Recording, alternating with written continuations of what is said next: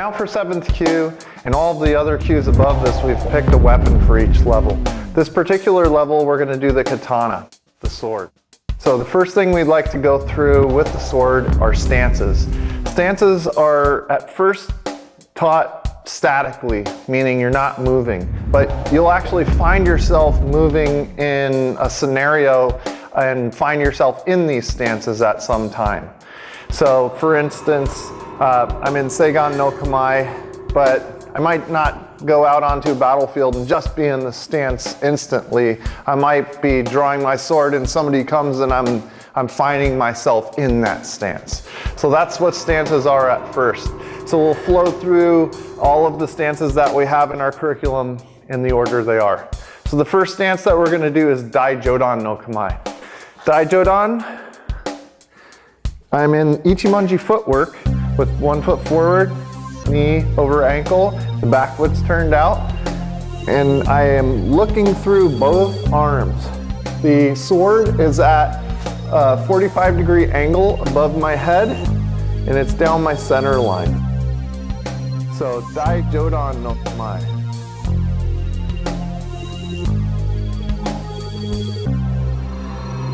The second stance for katana is going to be Seigan no Kamae. So my right foot is forward, and I'm going to have my sword angled up into the opponent's eyes.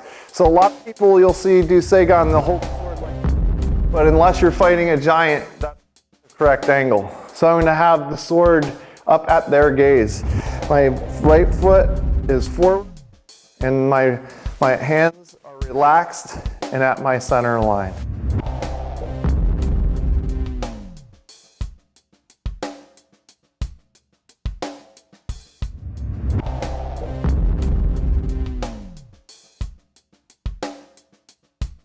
The next stance for sword is Chudan no Kamae.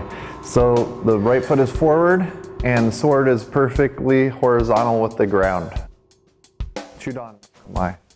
Your shoulders are relaxed, your hands are relaxed, you're not having tension.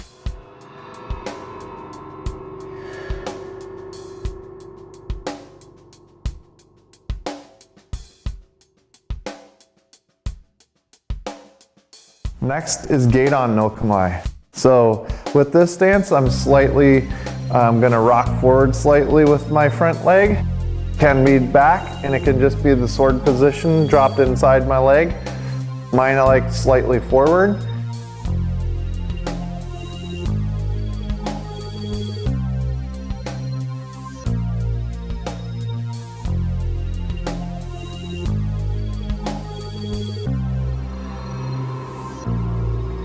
The next stance is Tasui no Kamae.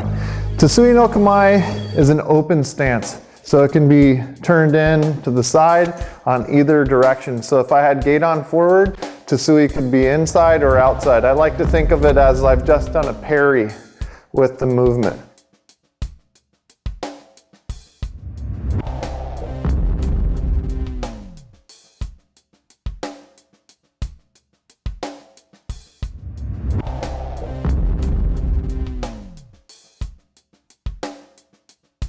The next stance is Uragedan no Kamae. From my Ichimonji footwork, I'm going to bring the sword all the way back behind me.